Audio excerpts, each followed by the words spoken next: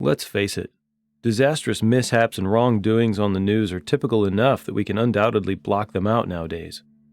With stories out there about serial killers like Ted Bundy, the Zodiac Killer, BTK Killer, the list goes on. Clear homicide by an intruder can appear to be practically mundane. Disturbing content basically goes with the territory for true crime fans. However, something doesn't add up about these 10 911 calls that will chill even the most desensitized of audience members. Number 1.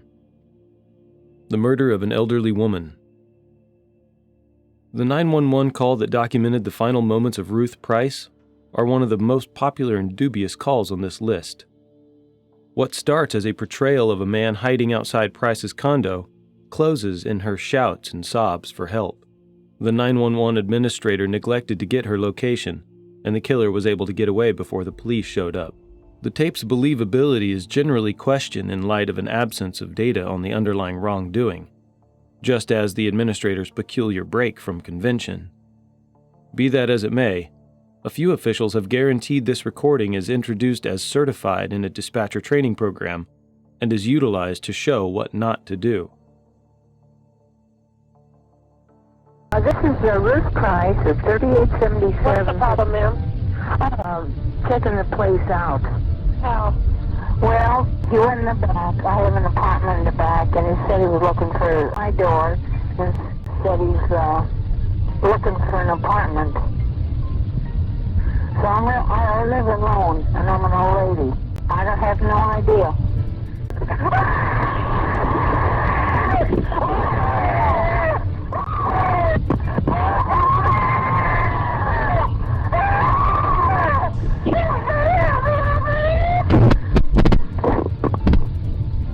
Number 2.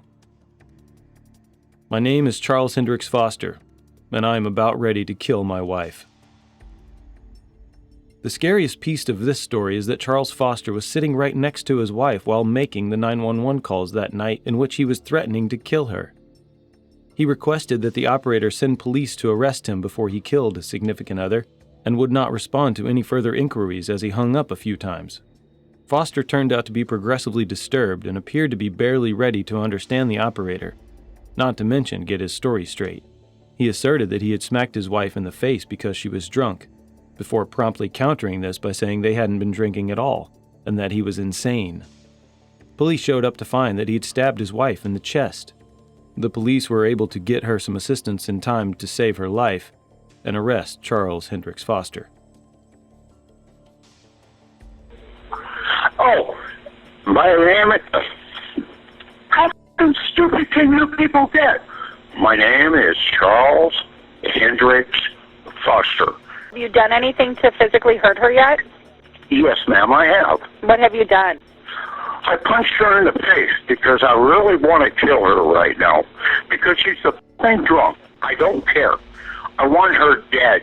You understand that, ma'am? I do. I'm getting you help. I want her dead. I understand, and I'm getting you help. All I want is an officer or two, whatever it takes, to come down here to my apartment, my address, and arrest me. Number 3. The 911 phone call from the Twin Towers. Kevin Cosgrove's emergency call from the 105th floor of the South Tower during the attack on the Twin Towers was one of the most appalling and significant occasions in American history.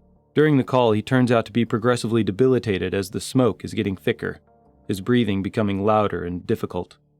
"We're young men and we're not ready to die," Cosgrove said as he stowed away in an office with 2 other men. Firemen looked through the structure yet couldn't find them in time. Before the tower fell, Cosgrove sadly discussed his wife and children, whom he had recently informed that he got out of the building and was safe. It's on 105th floor, the northwest corner, right? Right. The lady was serious in this office. We're not ready to die, but it's getting bad. That's the office. Little John Ashford's office. OST. Number 4. Domestic violence through the eyes of a 6-year-old. This wasn't the first time Lisa Floyd made an emergency call to 911 regarding the maltreatment of her mom, based on account of her stepfather. However, this specific call has turned into a vital element in carrying attention to the effect of domestic abuse on kids. It is obvious to see the reason why, as the weakness of the young lady is pounded home by articulations like, "He's hurting mommy," and she shouts as her stepfather assaults one of her younger siblings. Even though Child Protective Services visited the house multiple times, the children were not removed. Lisa Floyd battled with her own abusive relationship for years, before turning into a supporter for survivors of domestic violence. My mommy and daddy are having a fight. They're having a fight because this has been going on forever and ever. They always have this because he has a cousin. He's always drinking beer and getting drunk. And mom, what's his name? But he's hurting mommy. I think he's gonna take the baby and do something because he's drunk. He might not see the baby and go off without the baby if he takes it. Number 5. I just killed my mom and my sister. This call is made even more tormenting by the confined tone of 17-year-old Jake Evans as he tranquilly describes killing his family. Evans detailed tricking his sister out of her room and shooting her on numerous occasions as she tumbled down the steps. He then, at that point, makes a call from the kitchen in the wake of shooting his mom, telling the operator, "I wasn't even really angry with them. It just kind of happened. I've been planning on killing them for a while now." Although Evans unmistakably didn't support his own behavior, his voice was without feeling as he said he would have killed basically anybody. He let the operator know that he was evil, and would understand if the police needed to hurt him. However, he was arrested without any unexpected trouble. Sister. You just killed your mother and your sister? How did you do that? I shot him with a .22 revolver. Okay, is there any reason that you were so angry at your mother and your sister? I don't know, I wasn't, it's weird, I wasn't even really angry with them. It just kind of happened. I've been planning on killing for a while now. The two of them, or just anybody? Pretty much anybody, I guess, evil, but that's... Number 6. A terrifying house invasion. Michelle Hall had been in an accident and was home alone that day as she was recovering, when a man broke into her home and sexually assaulted her. Michelle hauled herself to the kitchen to call 911 when she heard beating at her basement's entryway, letting the operator know that she had a wrecked heel and was bound to the sofa because of the injury. As a result of this, she couldn't get away from when the man showed up in her kitchen and hit her in the face. The recording turns out to be absolutely chilling when her pleas and shouts are stifled by the man's hand. Michelle recalled that he threatened her life before 5 officials were long last able to subdue the intruder. There's a lot of pounding that's going on, like somebody is knocking on my basement door, and I've been into a really bad car accident, and I've been in the hospital so I can't move, and my 2 dogs that are inside are barking really bad, and they're looking downstairs, and my big dogs are outside, and they're barking too, and my husband is not home. Number 7. The drowning of Deborah Stevens. The road that Deborah Stevens typically takes for her paper route was obstructed by flash flooding, so she took a diversion that immediately became lethal. Stevens was hopeless as her vehicle was abandoned in the rising water in a new area, and the police attempted to find her. She became increasingly insane as the water ascended to her chest and neck, repeating on the phone, "I'm scared, I don't want to die," and "Please help me," as the operator told her to shut up.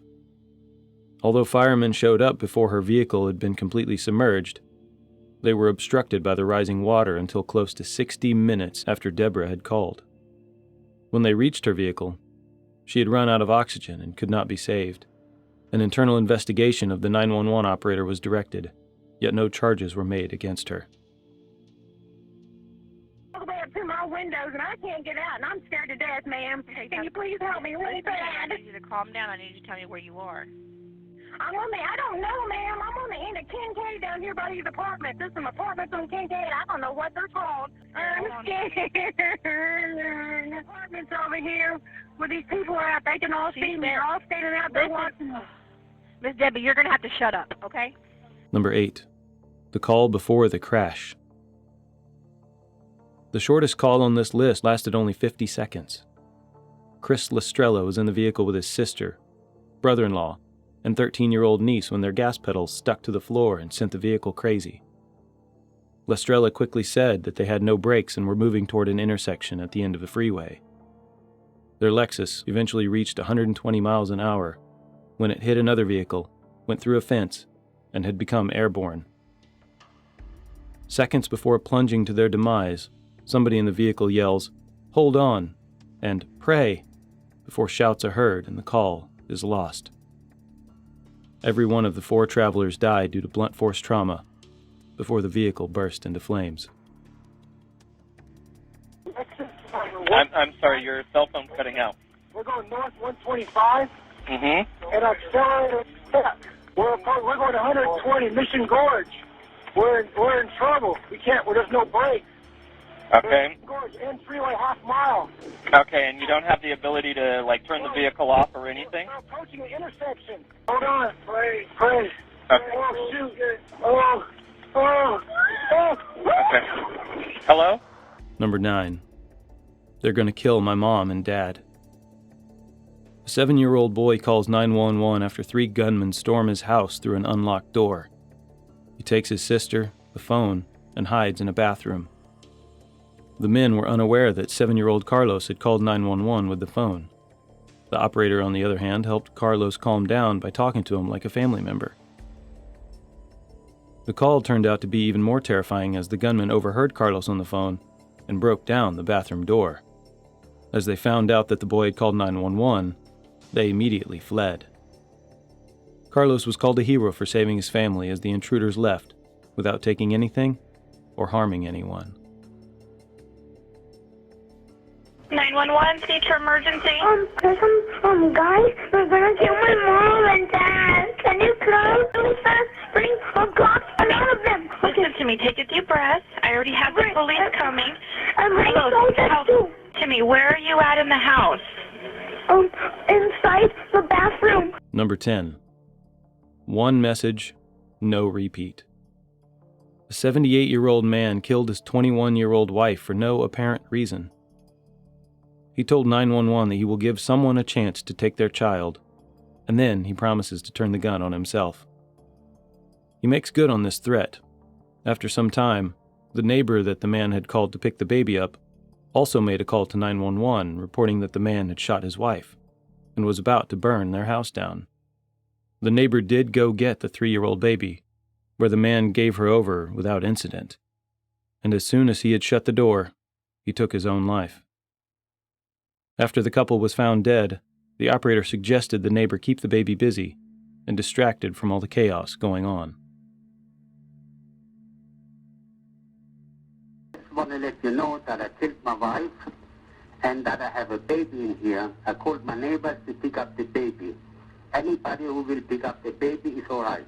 After that, I will take my own life. Okay? Sir, how are you going? Only one message. No repeats. Which of these haunting 911 calls did you find the most disturbing? Let us know down below. And as always, thanks for watching.